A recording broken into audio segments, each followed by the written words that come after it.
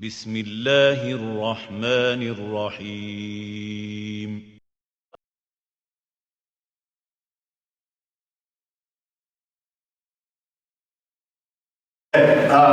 خاتون حضرات، ابھی پچھلے دنوں ہم ایک مشاعرے میں گئے کنٹکی، اور یہ مشاعرہ مجاہد غازی کا ہی آرگنائز کیا ہوا تھا.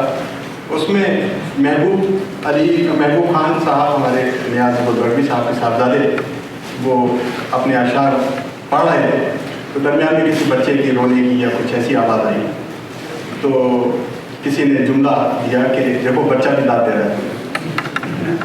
تو ایک آواز اور آئی کہ بچہ بھی نہ سمجھے، اور یہ آواز تھی اطرت حسین کی.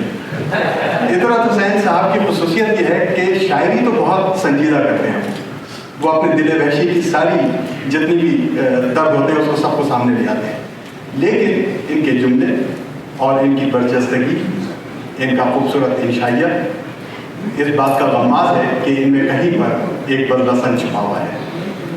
آج کی محفل کے لیے ہم نے ان سے خصوصی درخواست کی تھی کہ وہ تشریف لائیں اور اپنے کمال فن سے اس محفل کو محسوس کریں. جناب اطرت حسین. صدر مجلس، ہمارے اساتذہ کے استاد جناب پروفیسر تقی خان صاحب، میرے کرم فرما ڈاکٹر حبیب الدین احمد صاحب، حسن چشتی صاحب، اور جناب ناظم حیدر صاحب، اور حاضرین جلسہ. ان کا نام میں نے ناظم حیدر کر دیا ہے امین اندر سے.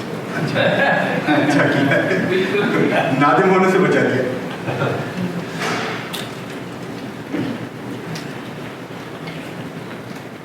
حضرات اور یہاں جلسے میں خواتین بھی کچھ عرصے قبل ان کتابوں کے اجرا کے سلسلے میں ڈاکٹر طلعت خان کے دفتر میں ایک میٹنگ ہوئی تھی، اور اس تقریب اجرا کی تفصیلات پر غور و خوض کیا گیا. ہم لوگ ابھی دفتر میں بیٹھنے بھی نہ پائے تھے کہ ایسا برسا ٹوٹ کے بادل ڈوب چلا میں خانہ کی. ہم 3 دن بجلی کی نعمت سے محروم رہے. ہمارے قلم میں سیاہی کے بجائے روشنائی ہوتی تو کچھ بات بنتی. فطرت کی ستم ظریفی دیکھیے کہ جس شخص کو خراج تحسین پیش کرنے کے لیے ہم یہاں جمع ہیں، اس نے بھی گلستان اردو پر باد بہاری کا احسان کیا، اور یہ گلستان تقریباً 100 برس بعد بھی سرسبز و شاداب ہے. مہمانان گرامی، نثر میں انشاء لطیف کا رواج کچھ زیادہ پرانی بات نہیں ہے. ہر چند کے روایت پسندوں نے ان جدید فنکاروں کی تخلیقات پر برہمی کا اظہار کیا، لیکن رفتہ رفتہ یہی لطیف انشائیت اردو ادب کا جز بن گئی. انہی جدید فنکاروں نے جو انشاء لطیف کا رواج قائم کیا، اس میں ایک اہم نام مرزا فرت اللہ بیگ صاحب کا بھی ہے. مرزا فرت اللہ بیگ شخصیت کے اعتبار سے ایک مغل تھے. مرزا فرت اللہ بیگ کا خاندان شاہ عالم ثانی کے زمانے میں ترکستان سے ہندوستان آیا. ملاحظہ کیجیے مرزا فرت اللہ بیگ کا وہ مضمون جو آپ نے خواجہ بدرالدین خان صاحب عرف خواجہ امان پر لکھا ہے. اس مضمون میں آپ کے خاندان کا شجرہ ہے. اس کی روح سے آپ خواجہ امان کے پر نواسے تھے. آپ کی پیدائش ستمبر 1883 میں شہر دلی کے محلہ چوڑا والان میں ہوئی. والد کا نام عبداللہ بیگ اور والدہ کا نام مشرف جہاں بیگم تھا. مرزا فرت اللہ بیگ کا مغرب میں ہی والدہ کی شفقت سے محروم ہو گئے. ان کی تمام پرورش آپ کی پھوپھی حسن جہاں بیگم نے کی. ڈاکٹر صاحب کچھ آپ نے حشمت اللہ ٹھیک. میں اصل میں حشمت بھائی کو دیکھ رہا تھا.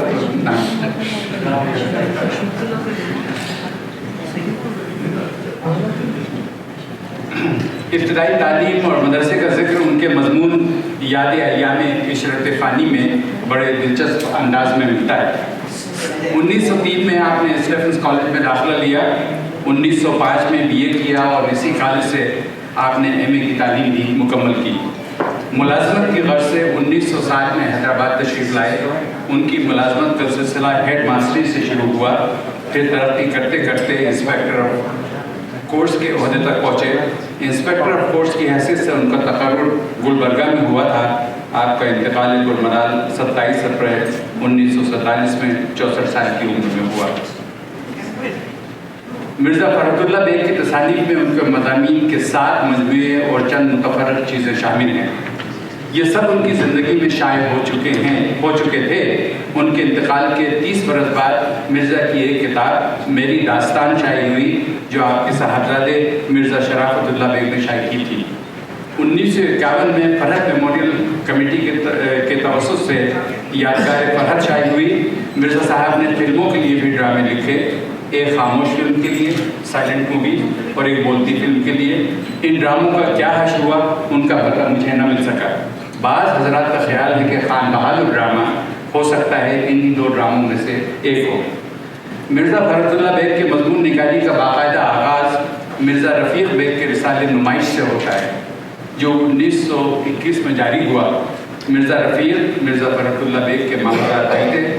शुरू में मिर्ज़ा फ़रहतुल्लाह बेग अपने क़लमी नाम अलम नशराह के से मज़ामीन शाये करते रहे।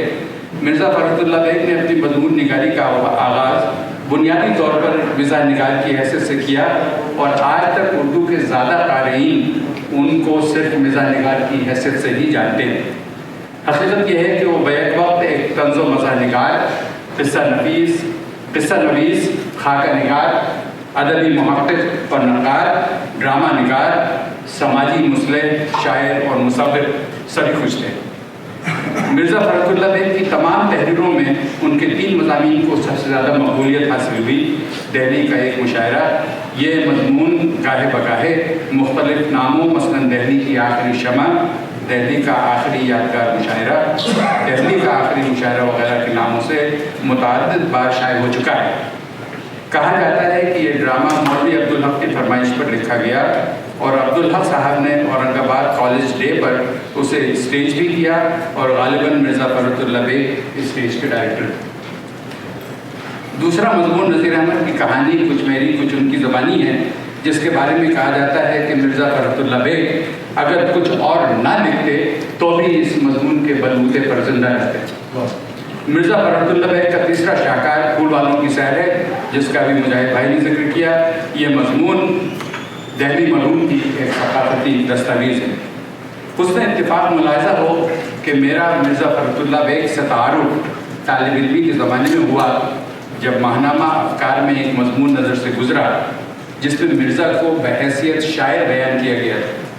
वो शुमारत व हिजरतों की नज़र हो गया, लेकिन एक शेर याद रह गया, मैं मर भी गया लेकिन कुदरत का सितम देखो, मट्टी मेरी ले लेकर पैमाने बना डाले।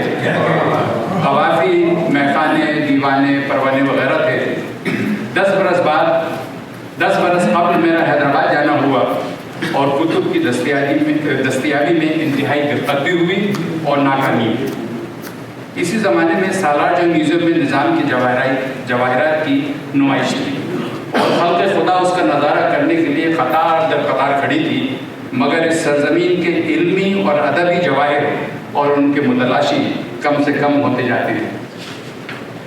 इसी ज़माने में अपने लखनऊ के क़याम के दौरान मेरे इसरार पर हमारे मेज़बान मुझे अमीनाबाद ले गए, जहाँ दुकानों की किताब दानिश महल है। वहाँ मेरी नज़र फ़रहतुल्लाह बेग के मज़ामीन का इंतखाब पर पड़ी, जो उर्दू अकादमी दिल्ली ने 1992 में शाये किया था, जिससे मैंने आज की बात के लिए इस्तेफ़ादा किया है।